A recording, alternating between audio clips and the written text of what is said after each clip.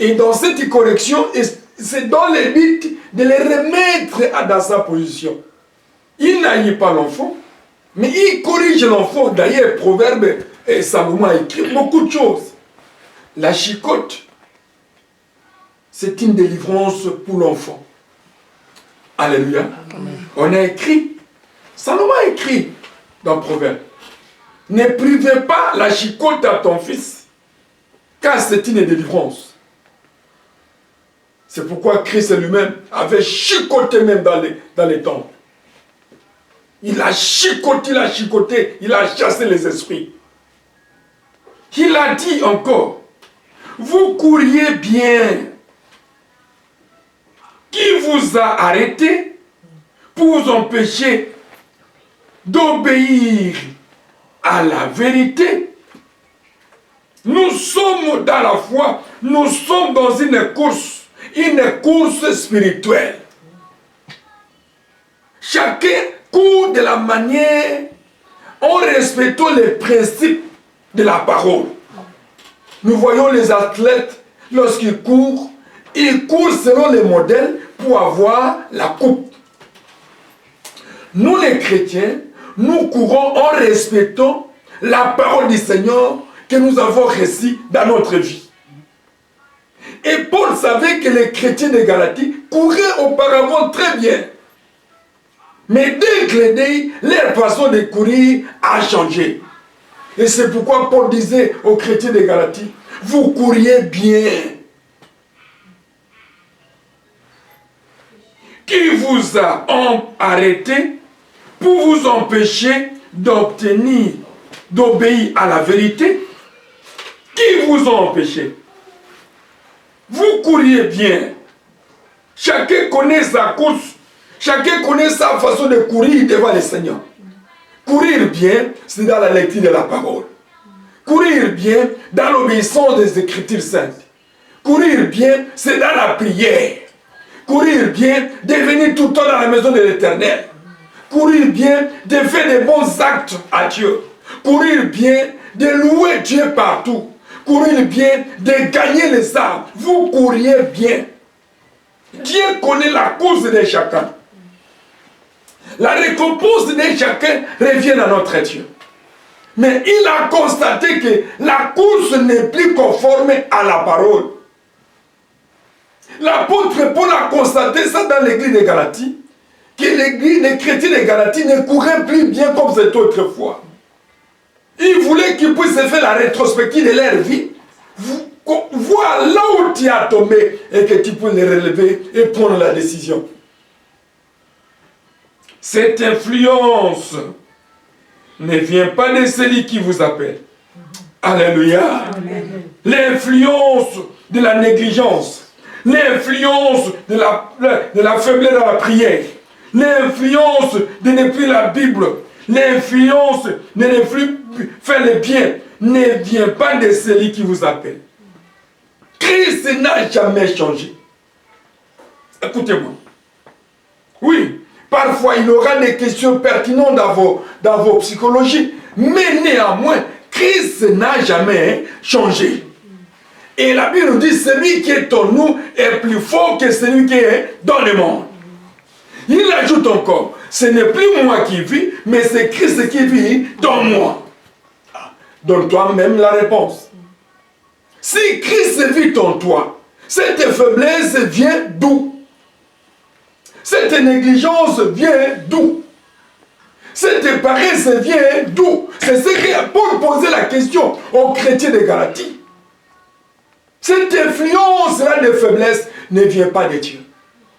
Beaucoup des enfants de Dieu n'arrivent plus à prier. Oh, la prière, c'est la nourriture, la connexion, la parole. La prière, c'est quoi? Les dialogues d'un chrétien avec son Père. Ils n'ont plus ça. Beaucoup se lamentent, mais ils ne prient pas. Lorsque j'ai fait mon expertise, beaucoup de chrétiens savent très bien se lamenter. Mais si ces lamentations, il a mené dans l'école de la généalogie, ça devrait avoir une solution palliative. Amen. Et c'est pourquoi Paul a constaté ça aux chrétiens de Galatie. Cette influence ne vient pas de celui qui vous appelle. Un peu de levain fait lever toute la pâte. Lorsque nos mamans nous préparent des beignets, il suffit seulement de mettre un petit levure. La farine se gonfle. Ça veut dire quoi? Moindre erreur, le diable profite. Moindre glissement, le diable profite. Il récupère autrement l'adhérence, la persévérance, la joie, la paix, l'audace que tu avais autrefois dans le Seigneur à cause de moindres erreurs. Paul ajoute encore, j'ai cette confiance en vous, dans le Seigneur, que vous ne penserez pas autrement, mais celui qui vous trouble, quel qu'il soit, emportera la peine. Les soucis de l'apôtre Paul était que les chrétiens reviennent dans sa foi initiale. Et j'ai donné l'exemple, la foi de beaucoup de gens qui étaient en RDC, même jusqu'à aujourd'hui, il ne faut audacieuse. Les autres partent à Mangengenge, tu connais maman. Je dis bien, au-dessus de la montagne, sans abri, avec la couverture. Et pendant la saison sèche ici, pas pendant la saison des pluies. Sans maison, sans quoi. Et tous ces vents-là, au-dessus de la montagne, lui passent dans la prière, cherchant la fin de l'Éternel. Afin que Dieu puisse lui donner parfois les voyages, parfois les visas, parfois les mariages, parfois l'argent. Mais dès qu'il laisse l'Afrique, il prend l'Occident. Tout est consommé. Et c'est pourquoi Paul s'est référé à ça. Mais vous couriez bien. Qui vous a empêché? Vous étiez autrefois zélés. Mais cette influence ne vient pas de Dieu. Or, Christ ne change pas. Que tu sois en Europe, il est le même. Que tu sois en Afrique, il est le même. Que tu sois en Océanie, il est le même. Partout, Christ est le même. Sauf aux chrétiens qui sont dépourvus de sens, qui n'ont plus la foi à Dieu. Il ajoute encore, puisse-t-il être retranché ceux qui mettent les troubles parmi vous? Il pose une question un peu si pertinente pour voir si tu es retranché parmi les gens qui mettent des troubles. Même à l'église, il y a aussi des chrétiens qui mettent des troubles dans les assemblées pour persuader ceux qui sont faibles. Mais les autres qui sont dynamiques, à cause de ces paroles, on les remet toujours à les Écritures. Il est écrit. Alléluia. Amen. Les ramassis du temps de Moïse, ils étaient infiltrés dans les cas d'Israël. Au moment où Moïse de prier Dieu, il dit, oh lui, il est parti faire 40 ans dans la montagne là-bas, et ainsi de suite, il nous a laissé seuls. Autant mieux de créer notre Dieu. Ce sont les ramassis qui étaient sortis parmi les Égyptiens, mais qui n'étaient pas des Hébreux. Même aussi dans l'église, il y a aussi des ramassis qui viennent comme ça pour envoûter ceux qui ont la bonne foi au Seigneur. Et c'est pourquoi Paul dit, ceux qui font de cette manière auront leur peine. Mais je pense que vous, il a confiance aux chrétiens de Galatie. À cette époque-là, c'était les chrétiens de Galatie, mais maintenant c'est les chrétiens de Mène. Amen. Pour moi, frère, si je prêche encore la circoncision, pourquoi suis-je des encore persécutés? Le scandale de la croix a donc disparu. Lui-même dit, car la prédication de la croix, c'est une folie pour ceux qui périssent. mais c'est la vie à tous ceux qui croient au Seigneur. Alléluia. Amen. La croix a beaucoup de thèmes. La croix, nous voyons la croix comme signe positif et comme signe négatif. La croix comme la marmite de la solution que l'humanité cherchait. La croix, c'est là où on a mis fin à la puissance des ténèbres. La croix, c'est là où les chrétiens étaient sortis victorieux. Amen. La croix, c'est là où on a brisé les œuvres des ténèbres. Amen. Et Christ a confessé lui-même, tout est consommé. Yes. C'est rare à voir quelqu'un crucifié depuis qu'on a commencé la crucifixion que de dire que tout est consommé. Aucun brigot qui disait que tout est consommé. Il mourait avec ses douleurs, ses souffrances, son sang coulait. Mais lorsque Christ est monté, la première personne, comme il est Dieu, quelles que soient les souffrances, il a dit tout est consommé. Amen. C'était la peau qui était crucifiée, mais l'esprit n'était pas crucifié. Amen. Parce que lui-même était Dieu. Amen. Alléluia. Amen. Et c'est pourquoi lorsqu'il a rendu l'âme, il est sorti de ses corps. Il est parti au ciel.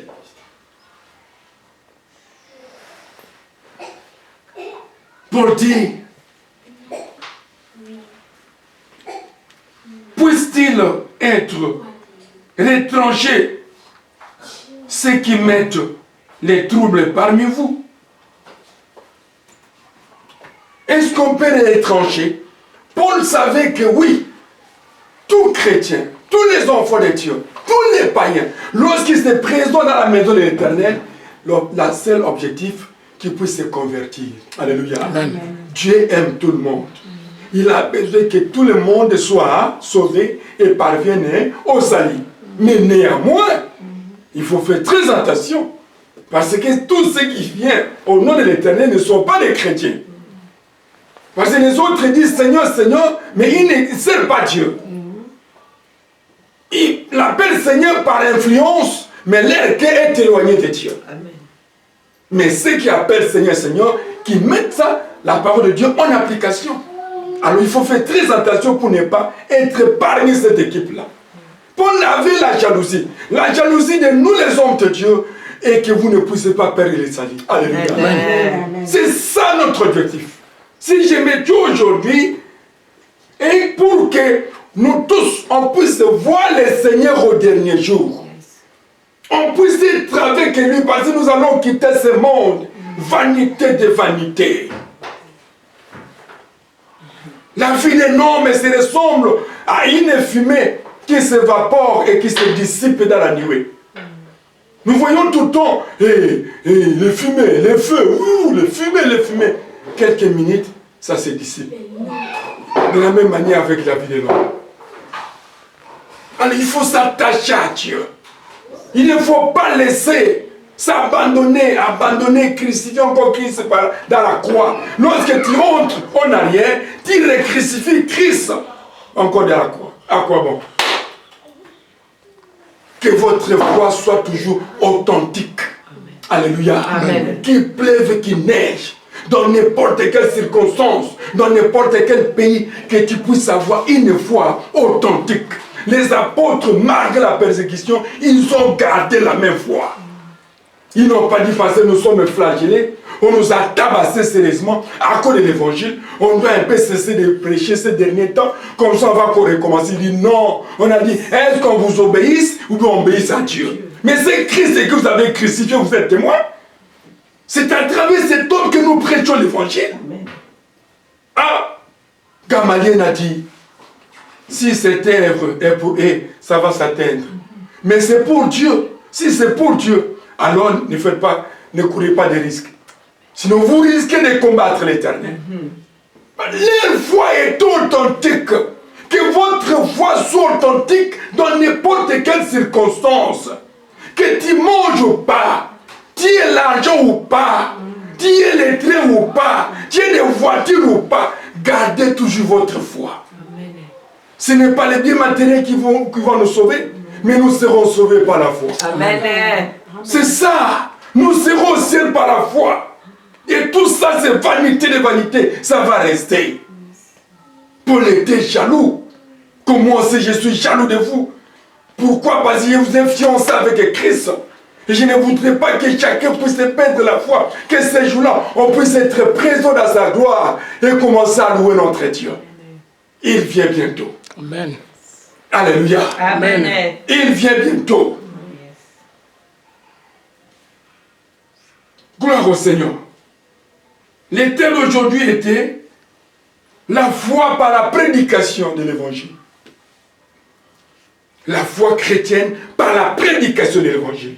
C'est ça le thème. Et j'ai démantelé comment Paul a parlé de la foi des Galaties, dont la foi était normale, mais ça a détogradé d'un mal à l'autre à cause de la passion du monde. Et Christ ne voulait pas qu'il soit influencé, parce que le monde aussi influence. Beaucoup de chrétiens sont influencés et ils ont abandonné la foi. Ils ont commencé à marcher comme le monde marche. Ils ont commencé à agir comme le monde agit. Or, nous devons être différents du monde. Parce que nous ne sommes pas de ce monde, c'est bien que nous marchons dans le monde. Alléluia. Amen. Il faut garder très bien votre foi. C'est pour qu'il a dit, Galates, où est-il? Vous êtes dépourvus de sens qui vous a fasciné. Qui vous a fasciné? Qui vous a trompé? Qui vous ont ensorcelé? Qui vous ont envoûté? Vous qui avez bien commencé par l'esprit, vous voulez terminer avec la chair. Que cette influence ne vienne pas de celui qui vous a appelé. Si tout ça, on doit être influencé par Dieu qui a toutes les capacités divines, qui a toute l'onction divine, qui a les fruits de l'esprit, les armes de l'esprit, les discernements, la révélation, de ne pas tomber dans les pieds de l'ennemi. Qui a à être influencé par le monde. Le monde ne nous payera rien. Un jour, je disais à madame, je dis, manger aussi c'est un grand travail. Oui. Parce que tout le temps, la bouche ne sera jamais tranquille comme la chèvre de M. Séguin.